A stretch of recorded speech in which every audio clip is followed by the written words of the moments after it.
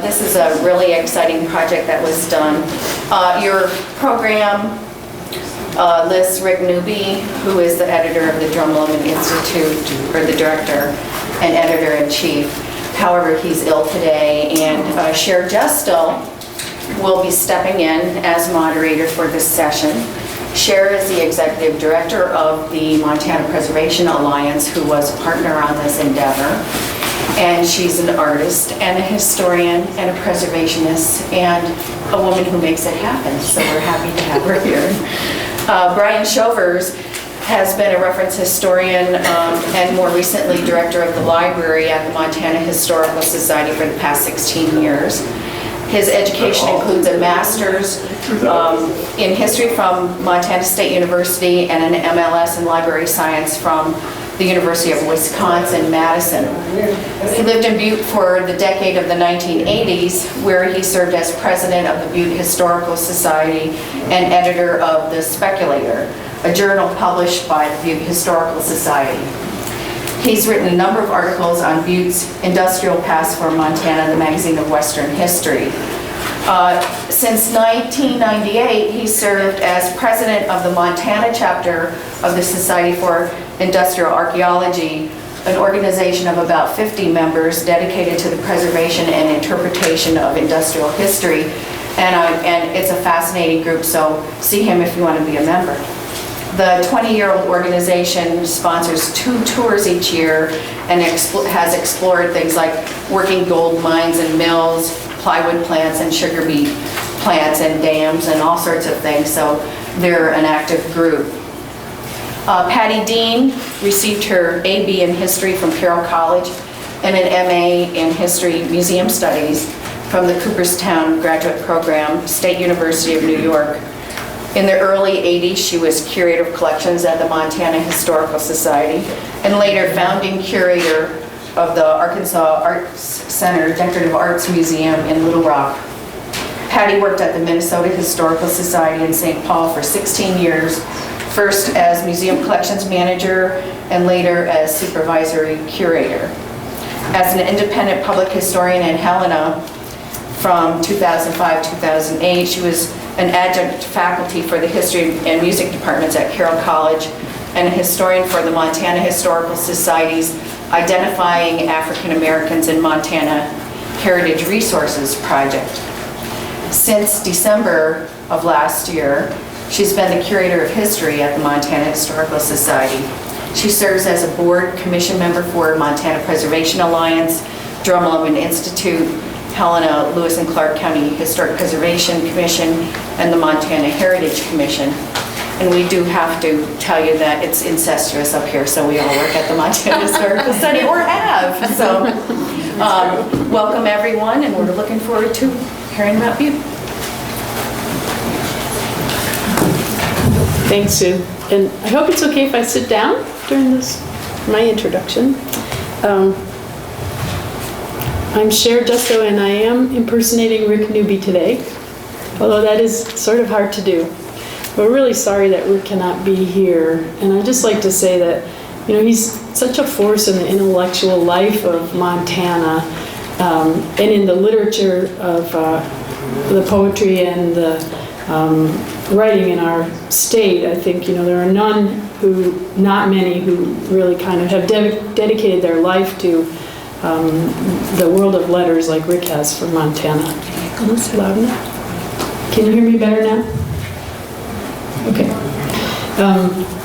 I'm the executive director of the Montana Preservation Alliance, and our mission is to save and protect Montana's historic places, traditional landscapes, and cultural heritage. And that really spans a pretty big set of responsibilities, but it also gives us lots of flexibility to take creative projects and run with them. And we were really delighted to partner with the Drumlin Institute that Rick founded a few years back to present a collection of scholarly writings on the cultural landscape of Butte and Anaconda, the sister copper cities of southwestern Montana, in a way that really brought a lot of new information to light and shed new scholarship on a number of questions relating to the history of the cities and the environment and the culture of the towns. The idea for this project really took hold initially through a series of discussions that had to do with the Vernacular Architecture Forum that was going to be touring Montana this year, and actually they were here in June. And in preparation for that tour, the Montana Preservation Alliance and others, Rick and Patty, were part of a discussion group 2 or 3 years leading into this tour group, and decided, that there were some ideas floating about doing a guidebook, some kind of publication that would welcome the people of the Vernacular Architecture Forum, but also, be a lasting product after the tour had come and gone, and something that had some kind of lasting impact and established a legacy. And as we talked about it, the idea of a guidebook kind of came and went, and for our purposes, we started talking about doing something on contemporary scholarship, new research that was being done, and so the idea blossomed into a book that was focused on Butte and Anaconda, and it's really in a lot of ways kind of much farther reaching. It wraps together the historic built environment of these two communities, but also, the landscape as a cultural expression, and the icons of Butte and Anaconda as a framework against which the cultures of these communities really present, kind of a very unique and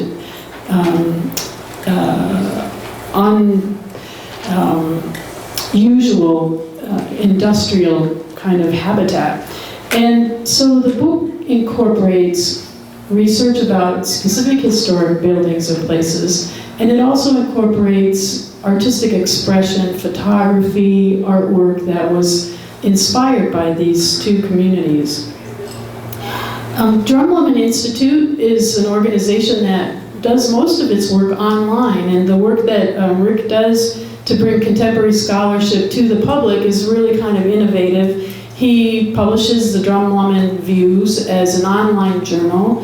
It's free and available to the public. Anyone who wants to Google up Drumlin Institute can look at all the issues that have been published since the organization was founded. And it's really eclectic. A lot of the issues just are Rick's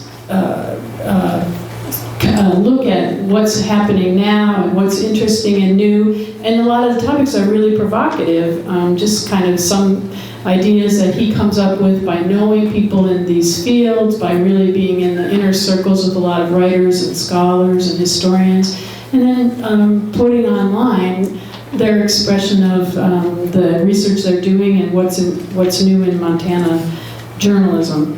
And so our project to partner with Rick really took a look at Butte and Anaconda in a way that could provide a new sort of direction to some of the ways that the communities had traditionally been interpreted.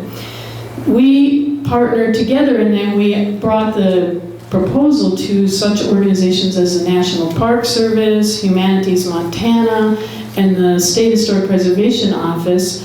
And all three of these organizations gave us funding support for the project and encouraged the work of all the writers who were incorporated to really be brought to the public.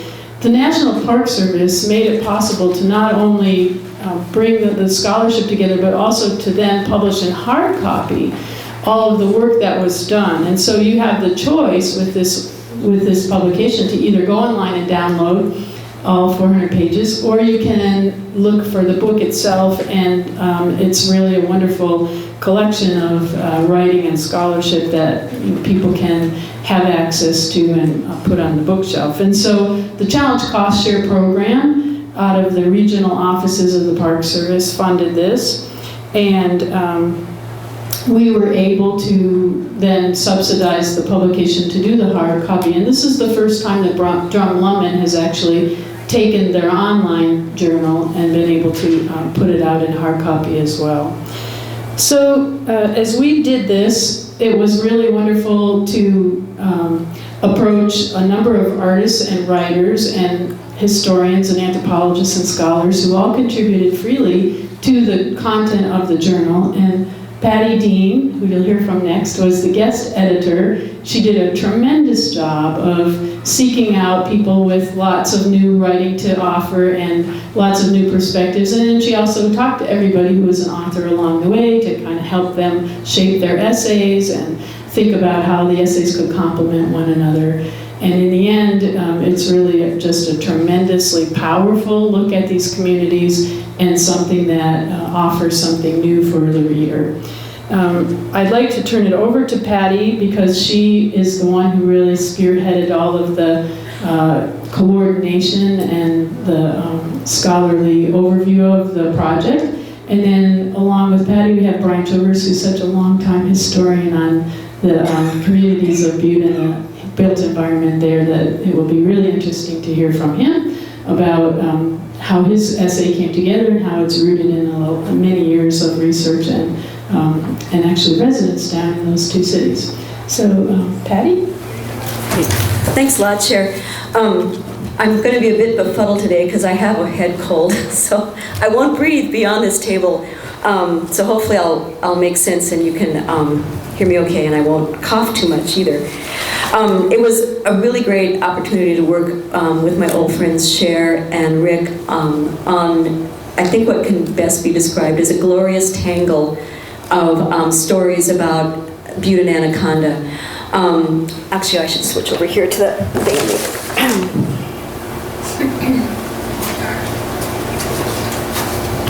Hello. Oh, there I am. They're such both powerful presences, and they have almost, I guess you could say, sort of a cubistic manifestation, because you can look at them in so many different ways. And that was at once the great delight, but at the same time challenge in trying to document and interpret these two very important international urban places that happen to be in Montana. And I think the words of George Wesley Davis, who was an early 20th century essayist, wrote a great little book about Butte called Sketches of Butte, which I think actually I ran across on Google Books. But he wrote, "There is tragedy and romance in the very look of the place, and one's breath comes quickly." And that is exactly what we were trying to do with this, was to introduce new aspects of Butte and Anaconda to people who were familiar with the stories, familiar with the people, but at the same time also introduce a different perspective to those people who did not know it. And we were thinking, as Cher alluded to, of our audience with the Vernacular Architecture Forum, which I've been a member of for a number of years. It's actually an international group of preservationists, historic architects, a lot of academics, and then people who are just interested in material culture, which are the things that we surround ourselves with in our daily lives. And so we needed to be able to introduce that concept to them as well. And at the same time, these two places are some of the most scrutinized and documented of any Montana places, any places in Montana. And so our challenge was to, like I said, identify new works, or works that had either been forgotten or overlooked or what have you, and bring those out to the public eye, both virtually and then also in the printed edition. Well, I should add too that the images online and in the book are much more clear than these. What happened was, when Rick called me last night and said he wasn't going to be able to make it, I thought I had the CDs with the actual images at my house, but I'd given them to him. So what I had to do was paste PDFs from the online version into this. So the actual images are much more clear, and I apologize that these are kind of blurry, but that's why. So the book was fun to work on too, because we were able to approach old friends of ours like Carol Van West, who is now the head of the Center for Historic Preservation at Middle Tennessee State University. with assignments in trying to set the stage for us. And in the early 80s, Van, as he's known, had worked for the State Historic Preservation Office in devising a master plan of the state. And he's returned to Montana continually over the past 25 years to assess how things have changed here and how things have not changed. So he seemed a natural person to approach to write for us about two of the iconic images of or icons of life in southwestern Montana. Obviously, this is the Berkeley Pit. It's a favorite view of mine because you can still see in the lower right corner, there's still parts of Meterville extant. So rather than just show the void of the Berkeley Pit, which in itself is pretty awe-inspiring, we wanted to be able to illustrate the scale of it next to these houses and buildings. Of course, the second icon is the Washoe Stack in Anaconda. And Van chose these two, I guess if you could call the pit a structure, chose these two structures to illustrate the landscape of power.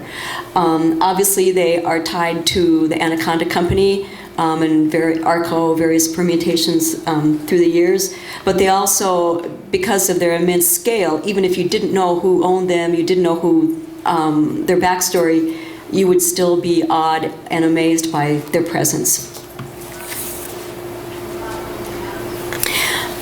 Fred Quevick, who some of you might know, was living in Butte at the same time as Brian was, and I think is tremendously responsible for a lot of the initiative that has made Butte the town that it is today in terms of preservation. He's trained as an industrial historian. Today he's an expert witness at different Superfund trials and brings a really interesting background to all of this particular subject matter. So I just threw this up here. This is from his dissertation. And that was one of the things that was so much fun on this, was to bring out work that people had done before, see them update it, and then get the word out there about the dissertations. Because as you know, not every dissertation gets published, and there's so much enormous work that goes into them. It's very it's really great to get that information out. So he rewrote chapters of his dissertation, which talked about the vernacular landscape. And when we're talking about vernacular, there's the narrow meaning of I guess you could say folkways, for lack of a better word, of people in their everyday lives, everyday people, everyday lives. But it's been expanded by some scholars, such as Del Upton, to encompass now the entire cultural landscape. So that's kind of the way that he was looking at it, because these are obviously not, in this particular image, not vernacular buildings per se. That is, they are not built by an untrained, unschooled person. These are highly technical structures, a highly technical network with train tracks and smokestacks and all of these different buildings that have very specialized meanings. So in Fred's work, he was able to bring that idea of the vernacular industrial landscape into the book, which formed, again, like another basis. This is another landscape of power. I just stuck this in here, again, because of the scale, and to show the wonderful incongruities and seeming contradictions that you find, especially in Butte. You've got a boy with a bicycle, and if you all just saw Butte America, either in the theater or on PBS the other night, you'll know that kids played in tailings all the time, in mine dumps. I mean, cheek by jowl with the gallus frames and everything, and so I thought this was a very illustrative example of those strange incongruities that just hit each other, bounce up each other against each other in Butte. One of the essays that I enjoyed working on perhaps the most is I'm not like a technically minded person, but I had never quite understood what the Gallus frame was to do. I sort of got it, but I really didn't. And in researching dissertations, I came across John Mihalich's dissertation on I think it was titled, he was looking at it as a social anthropologist, and it was mostly on Catholicism in Butte, how it tied in with the power structure of the Anaconda Company. But he had this remarkably clear chapter on the Gallus frame and what it meant and its context, the men who would maintain them and everything like that. And actually he's featured along with his uncle John T. Shea in Butte, America in the film, talking some about the Gallus frame. So I emailed John and asked him if he would consider letting us republish, or publish rather, his this chapter on the Gallus frames. And he wrote back and he said, I want to do a whole new chapter. And that was actually pretty indicative of, again, how wonderful it was to work on this project. I mean, anything you could ask somebody to do, even though everybody was way overcommitted in their lives, they would always take the extra step or two to make sure that we were really having a quality contribution to this project. And John was certainly one of those people. He went back into his research and included more transcriptions, more quotes from oral histories that he had done with retired miners during their coffee hour. And so you get not only the technical aspect of the Gallus frame and all of that, but you also get the human dimension, which I think combined makes a really powerful statement and stories that you don't easily forget. One that he told is he went climbing up to the top of, I think it was the original mine, Gallus frame, with John T. Shea. And all he was going to do was just like help them with the Christmas lights, change bulbs or something, I can't remember. And he'd grown up in the shadow of the Gallus frames, but had never actually really been up on one. And there's a saying, as you're climbing up rung by rung, one for the company, one for me, one for the company, one for me. And so it was great to have that wonderful aphorism included in his essay, that landscape of power and the dichotomy that persists in everything that people do there. And that's physically manifested by these enormous head frames that are so iconic of Butte. One of the other aspects that was really fun for me to explore is I've always been very interested in progressivism. Not so much the political progressivism that people usually think of, but more so what used to be called in the early 20th century as municipal housekeeping. The progressivism, this particular aspect of it, said that you have to teach, it's sort of like Hull House, if you're familiar with Hull House in Chicago. You have to teach the immigrant English, you have to teach them how personal hygiene, as Americans would have. If you have a populace who lives in a beautiful place, they will become better citizens. It really was a propaganda of a sort, but out of this, a lot of the public health movement came as well. So that's sort of, I would say, this aspect of progressivism's legacy. And some of the most complex photographs that I've seen that relate to Butte came from the 1916 sanitary report on the conditions of Butte mines. And then we see here an image from it. These are two fellows who are residents of what was known as Dago Village. Italian fellows, I would surmise. And how this particular project came about was that Butte health authorities realized that there was a very high rate of tuberculosis in Butte. And so they undertook this early public health methodology of identifying, well, first of all, gathering documentation. They went house by house, rooming house by rooming house in specific parts of Butte. They went to the county poor farm, they went down into the mines, they went to the dairies, they went to the garbage dump, they went to a number of different places documenting, gathering data as best they could in the early 20th century on the cubic feet in these these rooming houses, how many miners there were in it. Dave Emmons covers that really well in his book, The Butte Irish. But this was some of the primary source material that talked about it. So the typescript, the scanned typescript of this report has been online with the Montana Memory Project for at least 2 years or so, I would say. But the images, the incredible images that tie back to that specific report had not ever been online. And so with the help and approval of our friends in the photo archives at Montana Historical Society, which is where these photos come from, we were able to include them in the book and also online.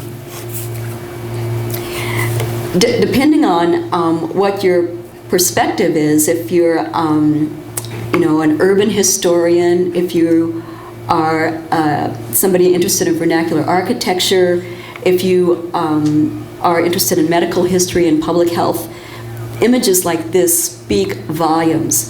The number 85 in the upper left corner ties it back to number 85 in the report. And it talked about the outhouses that you can see here. This clearly is a backyard. As many of you probably know, Butte had kind of like dual neighborhoods. You had the houses facing the street, residences facing the street, and then frequently behind, because of the housing crunch that Brian will talk about, you also had people living in the rear of a lot of these urban lots, which, given how close houses are in Butte and Anaconda, is really quite an accomplishment to stick yet another structure. But you can see by this, you've got refuse, you've got, it's just kind of a big mess. But you can also tell that this is at the rear of a specific thing. You can also see that they're trying to deal with how you walk through the mud with the board, the really rudimentary boardwalk that is placed down there. And this is one of the most published, actually this image was in Butte America, as I recall, children. Again, and some of those residences that most likely were behind, with the full data that accompanies these particular images in the report. Again, it's just a very fulsome piece of documentation.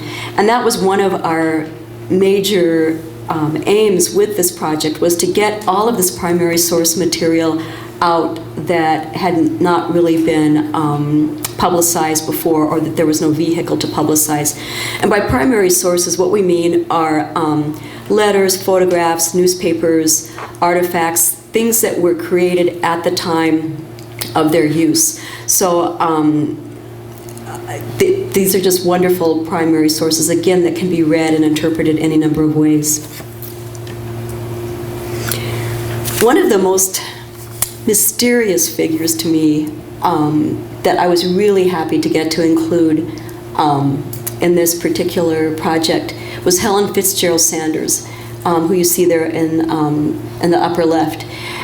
She was an amazing author, poet, mother. She was a native of Mississippi, and during the Spanish-American War, she was in San Francisco and met Louis Fisk Sanders. And they were married and moved to Butte, and she was just an absolute dynamo at publishing, writing poetry. She wrote this is embarrassing for a history major to say, but when I was at a history undergrad, I never realized that the 3-volume History of Montana with the name Sanders on it, this is she. This was written by, I just assumed it was Mr. Sanders, some guy, but it was written by her, and she had 5 children at the time, and this husband that was an attorney. She spent at least one summer up in Glacier Park and was adopted by the Piegan band up there. There is footage apparently of her that was filmed, I can't remember the year exactly, in the park with them, which would be really great fun to find. And she was also a correspondent for a number of national publications, one of them being The Craftsman. The Craftsman was a monthly periodical that was founded by Gustav Stickley, who was at the forefront of the progressive movement in terms of cities, in terms of getting back in touch with nature. And she wrote I want to get the title right because it's such a wonderful title. She wrote an essay on Butte, which is a little bit over the top. I mean, it's your typical, circa 1907 rhetoric, but it's really quite wonderful. The title of her essay in the Craftsman was "Redeeming the Ugliest Town on Earth," and she introduces it, with the belching smokestacks, and you can hear no birds sing, and she talks about its progression from a rude mining camp full of these tumbly down shacks into a city with homes, particularly craftsman homes. And a lot of times today we'll use craftsman as kind of a generic sort of identifier for a specific bungalow architectural type of style, kind of like we do with Kleenex. But in actuality, craftsman houses, such as the interior of this one, there are 3 in Butte, are indeed a very specific type of architecture. And so these craftsman houses were illustrating her essay on redeeming the ugliest town on earth. At some point, in right about 1915, she and Sanders must divorce because she doesn't pop up again in the census until 1930, when she's living in Washington, D.C. Indulge me here for just a second because it's a great story. With a 15-year-old daughter named Daphne Fitzgerald. And I know that there are Sanders descendants. I have yet to contact them. And she also wound up working as the secretary for the Women's Geographical Society, which was founded in answer. It was a proto-feminist answer to the Men's Explorers Club, which would not let women join. And somehow she wound up with them. So, and I visited their headquarters in this past June in DC, and they couldn't shed any light on her either. So she's this incredibly prolific, dedicated figure, but she just kind of vanished off the face of the earth. And I just surmise that I know they got a divorce because he married later, her husband did, but where does Daphne come from in 1930? So anyway, she's a great mystery, so it was wonderful to be able to really try to highlight some of her contributions to Montana history. Again, I love to bring up this dichotomy, the imbalance in Butte between the very wealthy in terms as is manifested by how they decorate their homes versus, excuse me, those who are not wealthy, particularly the workers. I just threw this image of the Hennessy's building in. One of the 2 essays that I contributed to the project. One grew out of a Bradley Fellowship that I had years ago to the Montana Historical Society, which was going through ledger books looking at the purchases made by Butte workers, many of them miners, in 1910, and then matching up census data with who they were, and running all these different data sets with a relational database and all this stuff. But anyway, it was great fun. And it's so difficult to document what a miner or a worker had in their home because they generally don't keep diaries. They didn't do inventories. I mean, it was a very transient, hardscrabble life. They didn't have many things of comfort around them. But using the data that I had been able to assemble and then analyze, it was fun to turn some general kind of wisdom things on their head. And so I contributed that one. And then I did another one, which was the total end of the spectrum, other end of the spectrum, which was the Butte the Silver Bow Club, which was designed by Lincoln Hare and is still up on Granite Street, with decorations by a Twin Cities furniture designer and interior designer, William A. French, who did work from coast to coast. So again, it's kind of that great dichotomy between the haves and the have-nots. So it was a lot of fun for me to be able to do that. This is Burton, the home of Burton K. Wheeler. Cher contributed a great essay on, let's see, what's the title? Montana's smallest NHL. Do you want to just say a few words about it? of years ago, I was the historian who took the Butte National Historic Landmark and expanded it to include Anaconda. And it was actually not just work that I did, but Derek Strawn did a lot of research and expanded the historical context. And my role was to take the work that many researchers had done on the neighborhoods in the built environment, edit that material so that it could all be layered into an expanded set of documentation about Butte and Anaconda, and then take that back to the National Historic Landmark Program with the goal to expand the designation to include not only copper mining history, but also the labor history of the communities as an area of emphasis, and also to include this Anaconda by virtue of the connection with the Butte-Anaconda Pacific Railroad line, and add that into Butte so that you got this sort of barbell-shaped historic resource. And now it is the largest collection of contributing resources in any historic district that is classified as a National Historic Landmark in the country. Well, in the course of doing that, it jumped out at me that within the NHL for Butte, that was established in 1961, there was a second little NHL that had been designated for Burton K. Wheeler's house after he died. And the Burton K. Wheeler house, the boundary for the NHL, is just the city lots that the house is built on. So it's the smallest, it's kind of a postage stamp size NHL that's contained within this other.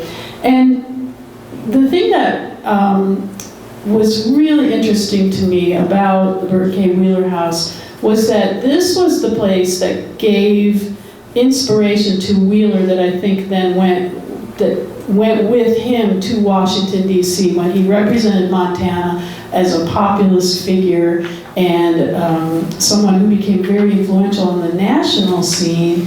He had this experience from Butte that really formed a lot of his positions, and the home itself really embodies that because it's a very typical working class home. In fact, it's even on the larger end of some of the working class houses that you see in Butte, but it's located in a little neighborhood that's surrounded by heavy industry. When you go and stand on 2nd Street where this house is located, it was engulfed by heavy duty ironworks and mine yards, and you can see the gallows frames from the yard, and it just is really a symbol for the way that the community, the residential neighborhoods in Butte really just coexisted with the industry that made the whole town go.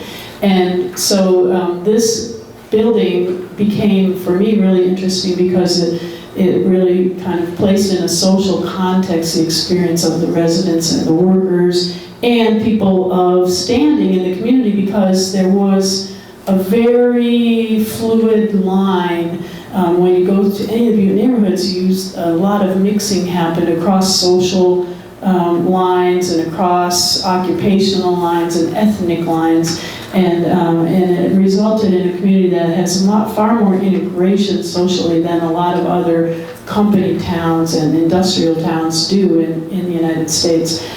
And so I guess that's enough to say about that, because I know we have some other things to talk about, but it was fascinating to me to work on it. And I just love the title. We did have also different contributions to the project about Anaconda, and this is one of my favorite WPA era photographs of workers getting off the trolleys that would convey them from the bottom of the hill to their workplace. And one of the really wonderful things about this project too was not only working with I don't want to say the older, the more senior generation of historians in Montana, like Brian and Sharon, me, and Rick and other people, but also to look at the work that emerging scholars and historians are doing. Kate Hampton, for example, did a wonderful essay on the Anaconda Saddle Club, which was just a total revelation to me. I had no knowledge of it whatsoever. That's in the book. And then Matt Basso, who actually was in got his master's here at the University of Montana and is now teaching at the University of Utah, took one of the WPA writers, Edward B. Reynolds' short story on his first day of work at the smelter, which just rings with veracity in every single word. You know the way that he's writing it, that he actually experienced these things. And he's got this wonderful description in his short story, Reynolds does, about suiting up to go into the arsenic part of the plant. And it was really wonderful to find this photograph from, I think from the Copper Commandos, series of photographs at the Montana Historical Society's photo archives, and be able to match it up with the part in the short story where he's talking about suiting up for it. Well, a lot of times when you're working on these kind of projects, really weird synchronicity happens, and that was the case with this. Cher mentioned that, or Sue did, that I was worked on the African American Heritage Resources Project for the Historical Society, and so I'm reading along and looking through Matt's essay, which is talking about Edward B. Reynolds' short story, and in terms of the workplace and masculinity, because that's two of his, and World War II. Those are three of his interests and how they mesh together. Well, I kept thinking, I thought, Edward B. Reynolds, that name is so familiar. Well, I went back to the database that we had compiled of census data of black Montanans, and Edward B. Reynolds was black. It was totally through Matt's explanation of the short story into a whole other, and I would say welcome dimension. One of our volunteers actually lived down the street in Anaconda from the Reynolds family, and talked about how light-skinned they were, that they could pass. And indeed, their father Claude was actually a Union steward, but if you go back in the census and you look at his family history, he is unquestionably African American. So it was great fun to be able to make this kind of discovery, and then have Matt do something with it that was really interesting, and that has now, I think, put Reynolds' work into a whole different realm. I think people will look at it a little differently, perhaps, than they did before. One other thing, and it's too bad, again, that Rick's not here, because, excuse me, one of the most, I think, unique things about this publication is that he was very keen on including a portfolio of artistic work in this particular volume. History is all very well, fine and good, but it's interesting to see how artists interpret historic events, historic places. And so we had master photographers such as Roger Whittaker, did an essay on Butte and Anaconda cemeteries. Sister Joanne Daly from Anaconda allowed us to republish, or to publish, some of her mid-1970s prints of Anaconda. And then a wonderful young Butte photographer, Lisa Wareham, who also did the cover for the book, contributed astounding images of Butte that, even if you think you've seen it before, through her eyes, you see it in a whole different sort of way. So that was, the visual arts were very important to it, as was the poetry of Denise Scanlon, Ron Fisher's short story on Magnus Dugan, who was one of the victims in the Speculator mine fire disaster, and left poignant notes for his wife and family behind. And then finally, I just kind of want to finish up. I've been thinking a lot lately, for various reasons, of that marginalized people live in marginal places. And these last few images will uncover a little bit of what I mean. This is the Blue Range brothel on East Mercury. Yeah, and it's basically all that's left of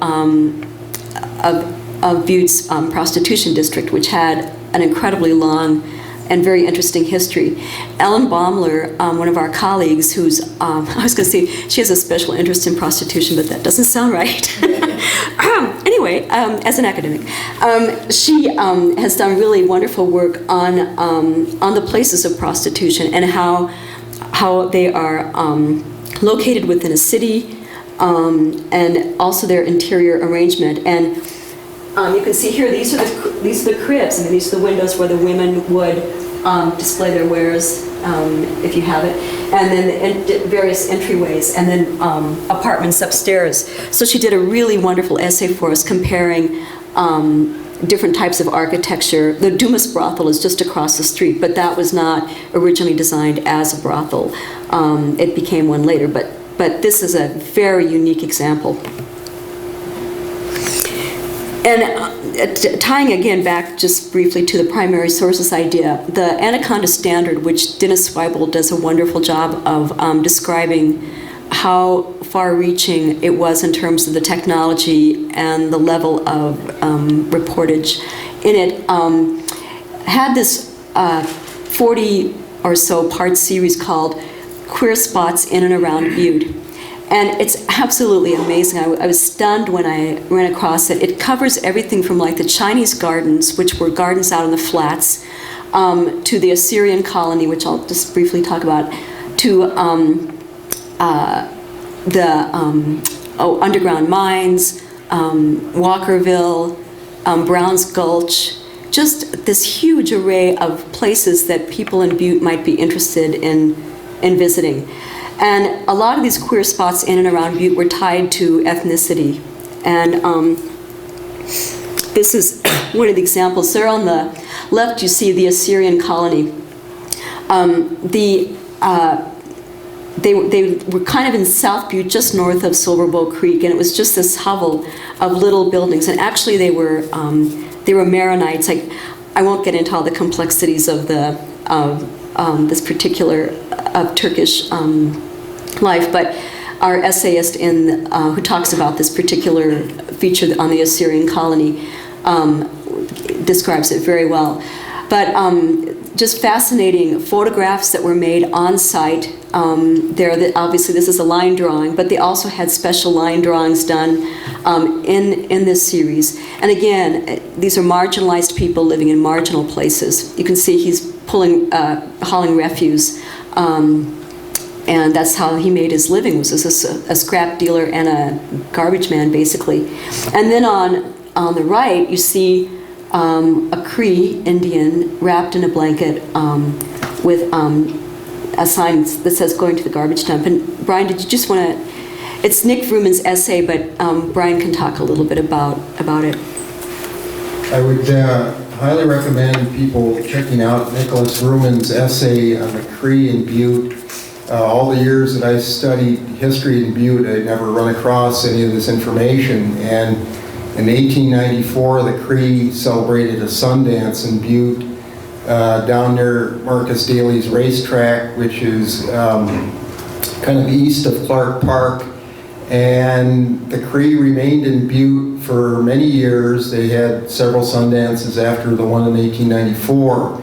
And the Cree people were basically landless and homeless, and after the disappearance of the buffalo in 1883, a lot of them, the last place there were buffalo in Montana was the Judith Basin, and after those animals were gone, the Cree were without a source of food, and they kind of wandered around Montana. On several occasions they were run back into Canada.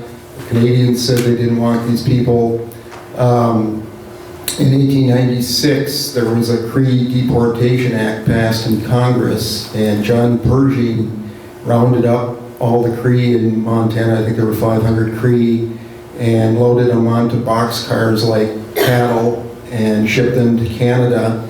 The Canadians didn't want these Cree people, and they wandered back across the border. In Butte, apparently they lived at the garbage dump and scavenged what food they could get, and this continued for many years. There was lots of scathing editorials in the Montana newspapers about these people and the need to get rid of them. And in fact, this whole saga continues today. Today we have the landless Little Shell tribe, Chippewa Cree people, and they've petitioned the federal government for the last 20, 30 years to get tribal status. Every time their case comes up before the Department of Interior, it's postponed. It just happened again last week. So this is a legacy we live with yet today. Yeah, and I think that it shows again, in terms of the sense of place, how we think that we know a place, but I can never now go back to that section of Butte without thinking of these landless people and what they had to endure. The photo in the bottom right is actual Cree people walking in Butte, and the one in the upper left, it's either Butte or it could be Havre, according to Nicholas Fruman. If it is Butte or even Havre, I mean, the idea of a travois in downtown or uptown of either city is pretty amazing to consider. So it was really wonderful to have a scholar like Nick be able to uncover this rich story, which, I mean, a lot of us who thought we knew things really didn't. And it was due to the fact that it was identified as one of the queer spots in and around Butte, the Cree village, as it were, at the garbage dump. So I'm going to close now and turn it over to Brian. It's just going to give you kind of a taste of his wonderful contribution on multifamily housing in Butte.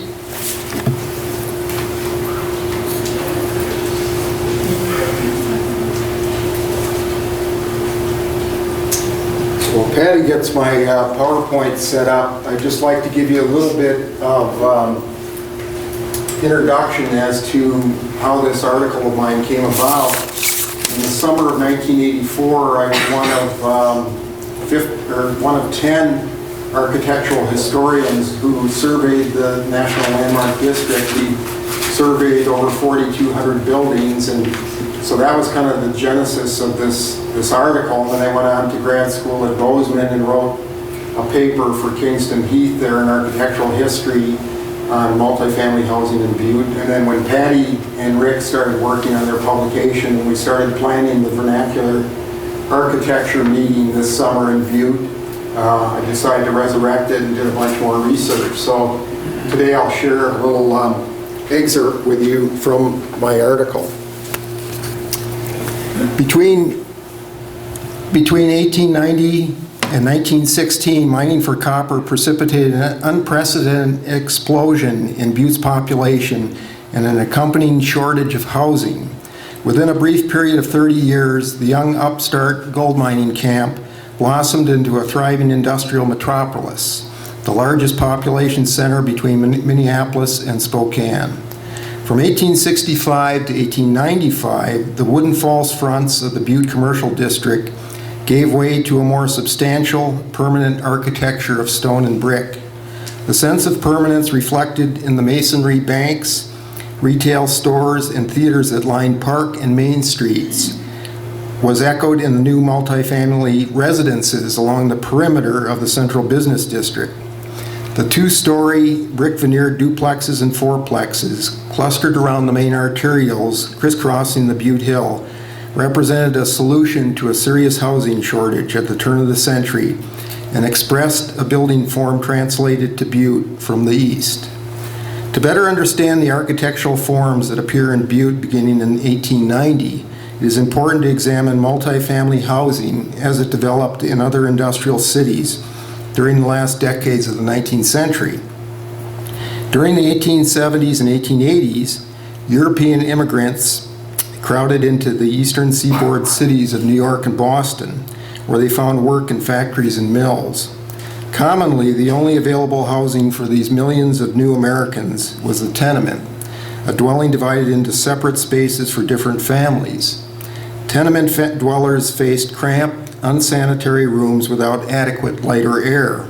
A major housing reform movement inspired by poor working and living conditions in large American cities and the development of an interurban transportation system spawned the creation of suburban residential areas just outside the congested inner city, as well as new housing styles adapted to suburbia. The electric streetcar opened new housing opportunities for middle-class workers' families seeking refuge outside the city center. By 1890, 51 cities boasted electric streetcar systems. By 1895, the number had exploded to 850, and Butte counted itself among these modern cities. Upon arrival in the suburbs, former tenement dwellers sought affordable, home-like environments, which ultimately were provided by housing speculators in the form of three-decker wooden flats and two-story brick flats. Both forms borrowed stylistic elements from the more elaborate Victorian homes of the period, and they provided the tenant with an aura of upward mobility, as well as the amenities of more space, light, air, and a reprieve from the claustrophobic atmosphere of the inner city. Ironically, the industrialization that bred deplorable living conditions within the city also contributed to the accoutrements of suburban life, such as modern plumbing features like porcelain sinks and zinc-lined bathtubs were now available, as were manufactured woodwork detailing for porches and interiors, and higher quality, less expensive bricks to embellish building exteriors. The building forms adapted to these new materials emerged not solely from the drawing boards of professional architects, but also from stock plans and building manuals and from contractors' careful analyses of completed buildings. And this image up on the screen right here is from one of these plan books, William Radford, 1909. Builders in the East and Midwest used several forms that ultimately reappeared somewhat altered some 2,000 miles away in Butte during the first 2 decades of the 20th century. According to Sam Bass Warner in Streetcard Suburbs, the multifamily building forms that appeared in new residential areas surrounding Boston were shaped by several factors, including the size of lots, the high price of land close to the factories and streetcar lines, the popular architectural styles of the day, and the ideas of conservative entrepreneurs reluctant to make risky investments. These speculative builders, including contractors, real estate agents, small business owners, and skilled artisans, tend to repeat a couple of successful styles. He also noted that the simple designs were embellished with bay windows, stained and leaded glass windows, and hardwood floors. Similar factors would eventually influence the style and form of multifamily dwellings in Butte.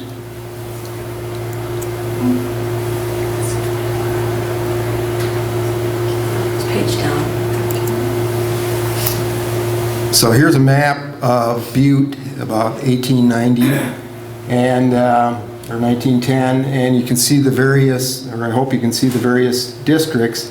The area I'm going to focus on today is this area south of Park Street and west of Montana.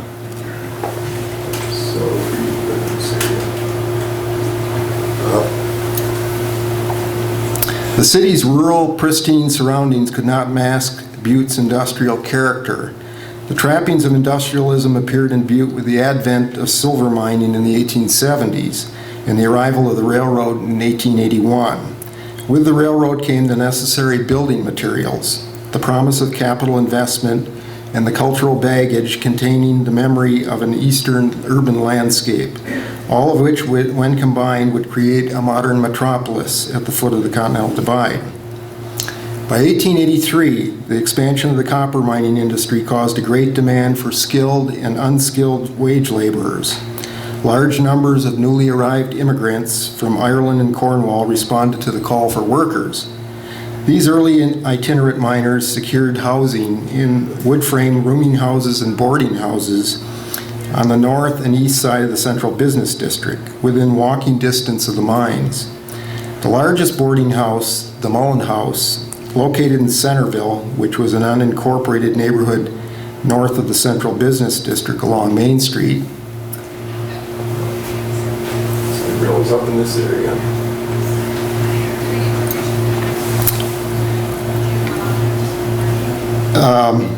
Let's see, accommodated 200 single miners with several miners sharing the same bed, sleeping in shifts.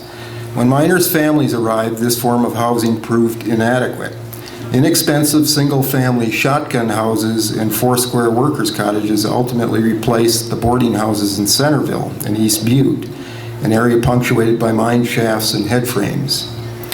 The rapid expansion of copper mining and ore processing in Butte transformed Butte from a camp to a city in short order. In 1898, 2,500 men worked underground in Butte's 260 underground mines. By 1910, that number had grown to almost 7,000 men in 344 mines. At the same time, more than 5,100 men and 2,600 women supported the industrial workforce in trade, domestic and personal service, professional jobs, public service, and a large clerical contingent. Coincident with the exponential growth of the mining in Butte came a tremendous demand for goods and services, and those employed in this facet of the economy also needed housing. This growing middle-class group of small business owners, retail clerks, secretaries, railroad workers, and skilled craftspeople sought housing within walking distance of work, especially dwellings that offered the modern amenities of electric lights, running water, and central heat. Real estate agents, building contractors, and other perceptive entrepreneurs responded to this demand by constructing functional yet tasteful duplexes and fourplexes close to the service centers of the local economy. Between 1890 and 1920, more than 396 one- and two-story multifamily dwellings sprang up in Butte. These structures can be divided into 5 basic forms or types, each with innumerable variations on a basic theme. The long, narrow lots in Butte facilitated this building form. The functional floor plan repeated itself within this form, with the front door opening into the living room, dining room, which was connected to the kitchen at the rear through a series of arched openings with 2 bedrooms off the living room and the kitchen. The most important form, which we will call the porch-fronted walk-up flat, emerged south and west of the central business district between 1906 and 1916. The wooden 2-story porch represented the primary design feature of these brick veneered fourplexes. The porches, framed by a flat, hipped roof supported by plain wooden posts and balustrade, created a transition space between the interior and the street, an important element of the Gothic Revival cottage. The floor plan constituted a series of arched openings separating the front parlor from the kitchen in the back. The porch-fronted walk-up blended the financial considerations of the owner-builder with the amenities desired by the growing commercial middle class of men and women seeking housing within walking distance of the burgeoning business district. In a 1984 interview, Mary Weldon, the owner of a porch-fronted walk-up at 647 South Idaho, reflected on the historical importance of providing the modern conveniences of an indoor bathroom, electric lights, a gas cooking range, and hardwood floors to salaried workers while posing little economic risk to the property owner. A front porch provided an exterior space for socializing during the brief Butte summer, while an enclosed back porch provided additional storage. During the first decade of the 20th century, these multifamily dwellings remained within walking distance of the neighborhood grocery, churches, schools, and theaters, as well as the streetcar line. The monthly rent of $20 remained within the means of a clerk earning $70 per month, and Hennessy's department store offered furniture and floor and window coverings for small monthly payments, which Patty has talked about in an article she did on the Hennessy store.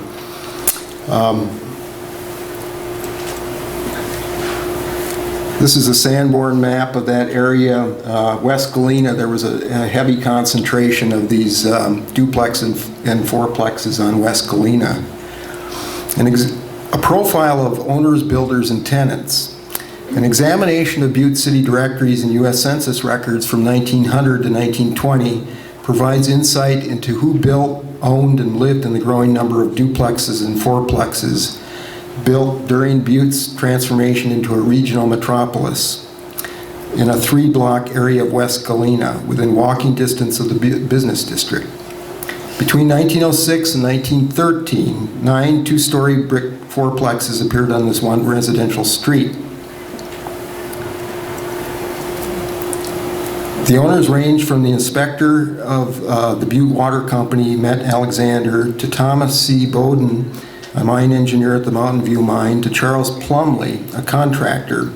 Only one of these men, Plumley, represented both the owner and builder and a resident in the dwelling for a short period.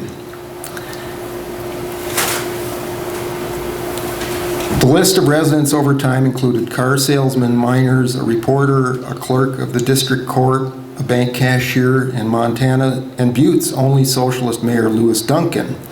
Between 1911 and 1914, this was Duncan's duplex. Duncan, a Unitarian minister and political activist, lived in this handsome duplex at 704 West Galena during a period of unusual labor unrest in Butte. Another apartment in this complex was rented by Frank Bigelow, editor of the labor newspaper, The Freelance. The largest of the buildings at 910 through 916 West Galena cost its owner and an attorney named Louis Forstall $7,000 to hire contractor William Robertson to build in 1906.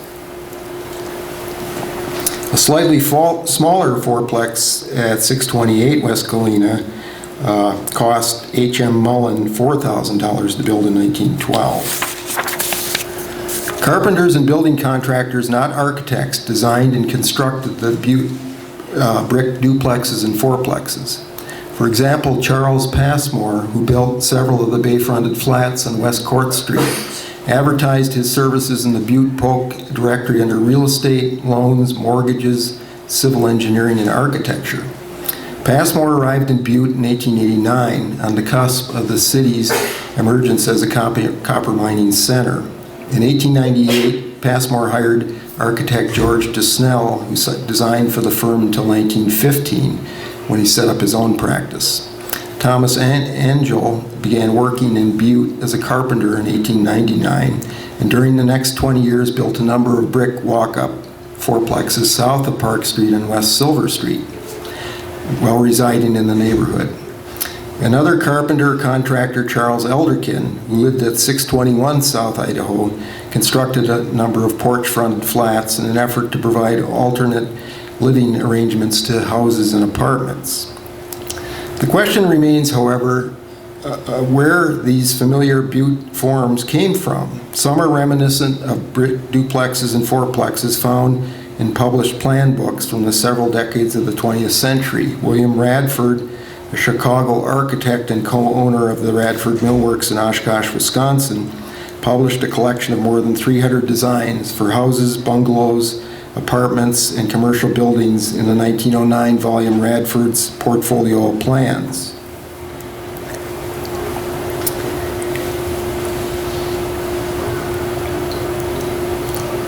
In the introduction, Radford provides the rationale for investing in a flat. The trend of modern investments is toward income property. It has been found by experience that there is no safer investment than in well-rented real estate. Flats are now equipped with every modern convenience that tends to make life easier and housekeeping a joy and not a drudgery. The exterior design elements and interior floor plans of these two Radford brick flats can be seen in several of the Butte duplexes.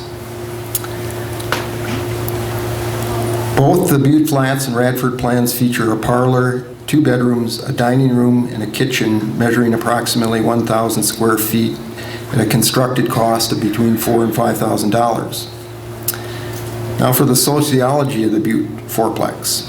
What economic, environmental, and cultural factors played into the phenomena of the multifamily brick veneered flat emerging in Butte between 1890 and 1916?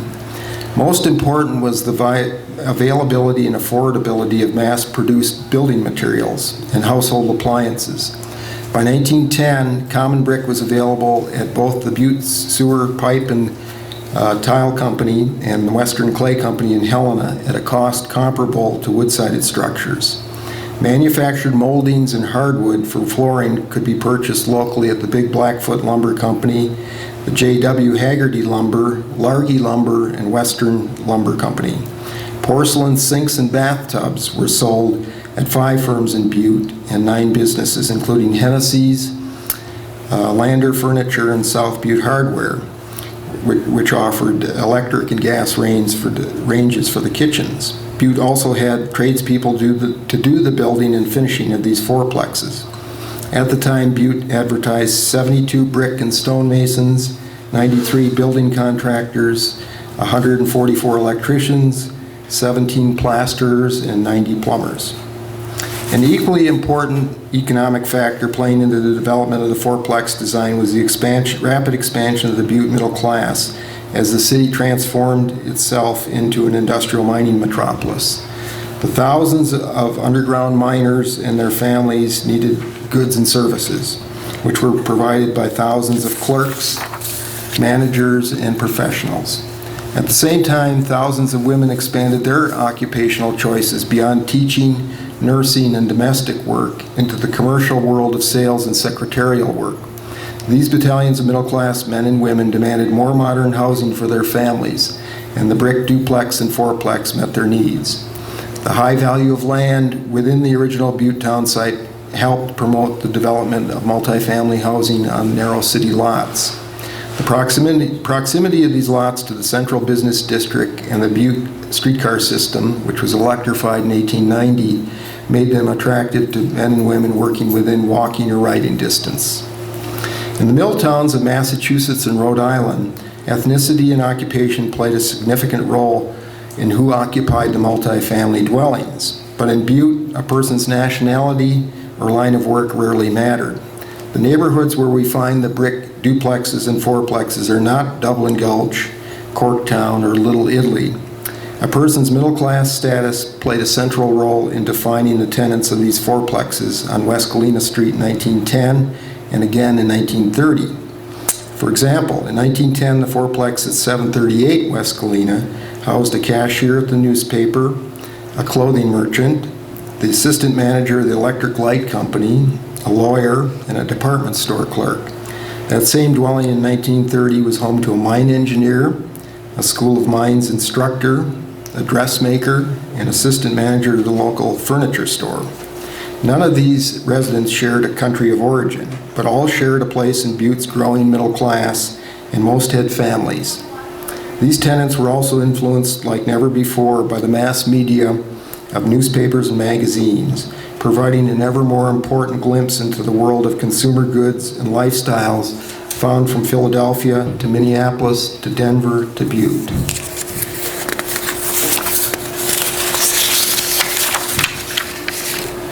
Although the popularity of the duplex and fourplex continued through the second decade of the 20th century, after 1906, apartment living made inroads in Butte.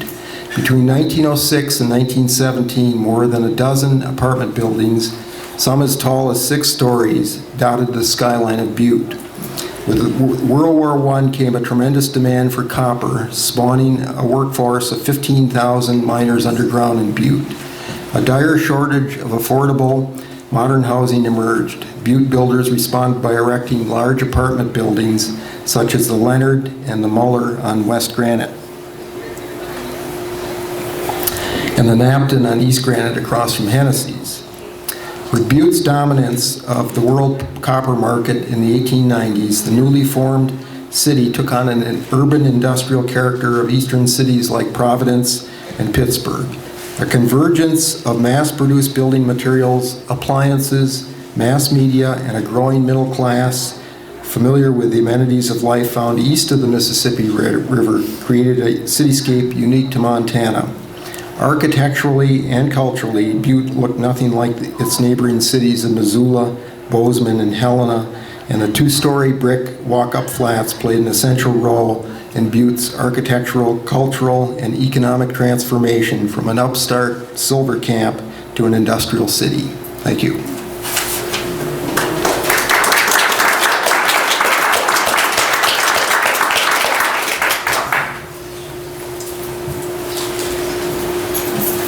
Well, Butte and Anaconda are communities that deeply understand the importance of their heritage and the connection of the people of the communities to that heritage is really striking. For years, there have been historians and community members, just your average person on the street, who understand and continue to pursue new information about the history of these communities. And the thing that's really striking now is that since 1981 and the closure of Anaconda and the kind of post-industrial period, the city-county government has staked its identity in large ways on preservation of uptown Butte and the heritage of the built environment. And the city of Anaconda has done many of those same kinds of things. We were really fortunate to be able to work on this project. We were really fortunate that there are so many historians who have loved Butte and Anaconda for so long. People like Brian, Mary Murphy, Dave Edmonds. There's just kind of a star-studded cast that looked at Butte's history. Patty's essays are just really exceptional in the ways that everyday accoutrements of living in Butte tell a huge story about the experience of people who were there during its heyday.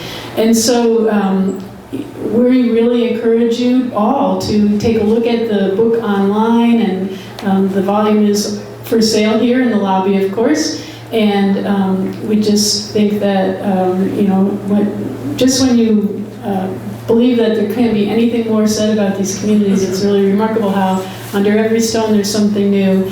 And I think that the expansion of the Butte Silver Bowl Public Archive that's underway right now, Ellen Crane and her staff just have done some tremendous work to not only uncover new stories, but to be the repository that holds those stories in place and continues to celebrate them. And if there's one thing about Butte and Anaconda that you realize when you go there, it's that on any given day, you might see school kids researching their genealogy, you might run into international scholars who are here looking at labor history, you might run into Irish people who are there to inquire whatever happened to their relatives who came to Butte and never made it back to the home country. And all those stories are just ingrained in the culture there. And so this book was really a joy to work on, and we're just really fortunate to be in company of all these people, including Rick Newby, who's not here today, to bring that forward to you. And we do have probably about 15 minutes if people have questions or want to talk about some interesting aspects of Butte and Anaconda history that you know about that nobody's written up yet.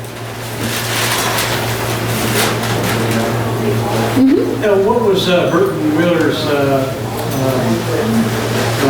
position when he was living in the house that he was with? He was, Burton K. Wheeler was an attorney, first in private practice there, and then the U.S. attorney appointed for that district. And he lived in the home until he was elected to become a senator, and then kept the home during the time that he was living in D.C. and representing Montana. The interesting thing is that he kept that house and he returned to Butte regularly, and when he did, connecting back to people in the neighborhood was very consciously, he talks about this in his memoir, a way for him to connect back to the people who he represented, but also to connect back to sort of the values and the lifeways of Butte that were very much part of his philosophy on egalitarianism and the importance of the working class to kind of on an equal footing to the community representation. He lived in a much bigger house once he moved to DC.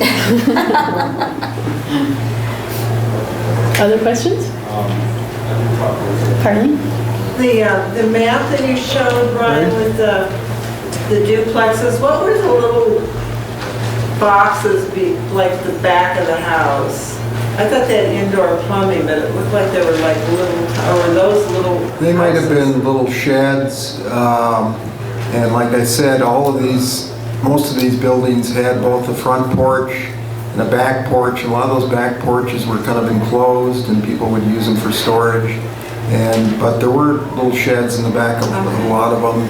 And I'm just amazed at how many of those buildings are extant. Unfortunately, lots of them are abandoned, but the one shot, I did show one that's kind of under construction. They were redoing it, and there are people living in a lot of them, but there are a lot of abandoned buildings, especially in South Central Butte.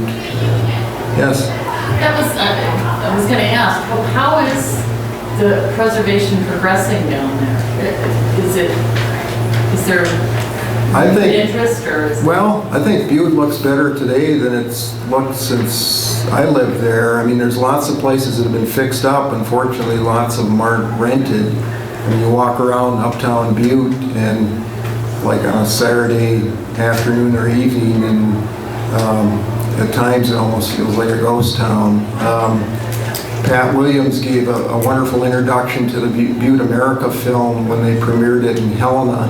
He talked to his parents had a restaurant cafe there on Park Street called, I think it was called the American Candy Company or something.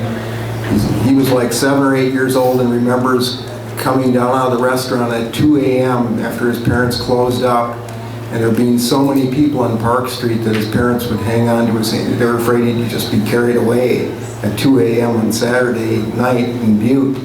And unfortunately, I never saw Butte until the 1970s, but even in the 60s, I think that uptown was still a pretty vibrant, happening place. All the underground mines closed, I think, in 1974, and that meant a huge decline in the workforce. The current mining operations in Butte, MRI, Washington, Inc., that mine and concentrator is operated by 300 men. And like I said, in 1917, there were 15,000 men working underground. Butte was the intersection of five continental railroads. So it was an incredibly busy place, you know, a huge warehouse district. And maybe Cher could speak to current preservation efforts. We work a lot with local community efforts in Butte and Anaconda, and certainly the city-county is to be credited for just recognizing the importance of a lot of the resources there.